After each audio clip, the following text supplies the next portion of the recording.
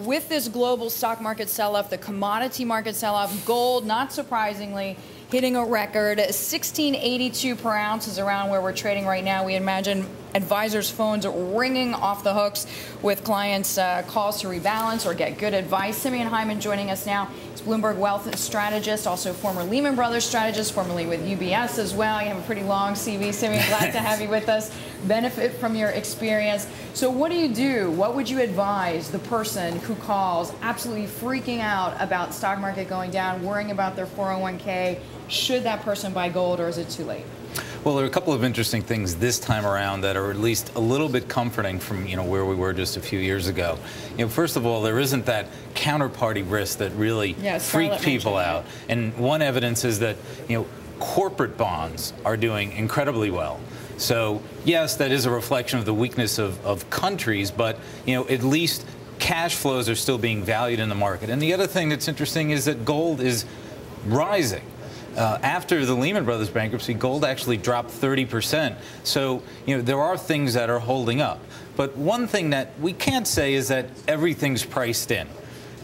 If there is if there is a recession, even though we're only at 10 times forward earnings, stocks could fall further. Can I go back to corporate bonds for a moment?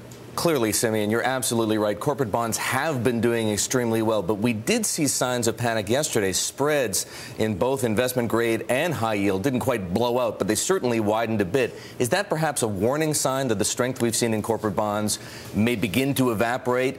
And then what happens?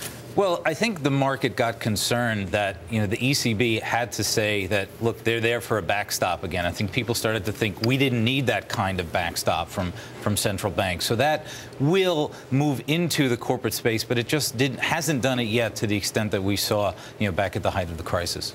And where else do you go to hide if it's not going to be gold? Let's say you're really risk averse.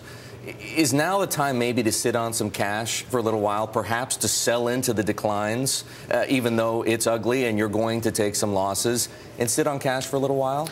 Well, the problem with cash is you're hearing about the negative yields. And, the one thing that did work this past week are Treasuries. U.S. Treasuries rallied substantially. Yields came down. They're below 2.5% on the 10-year. So, but how much of a fear factor is that where for these shorter-term debts, I mean, sporadically, you're actually seeing the yield negative. That's how desperate people are to find a safe haven.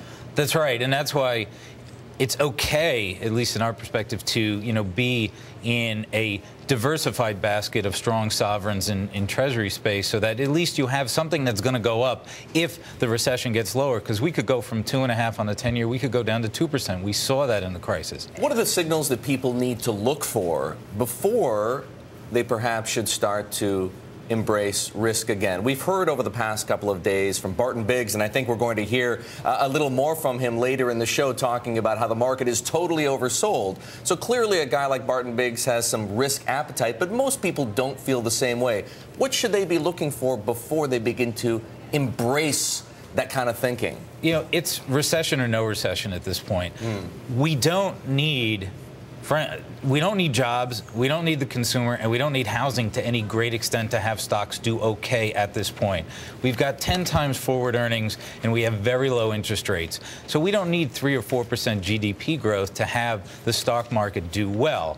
But a recession could still put some downward pressure, at least in the initial parts of a recession. So any signs that we're going to avert a recession would be enough to move into risk assets.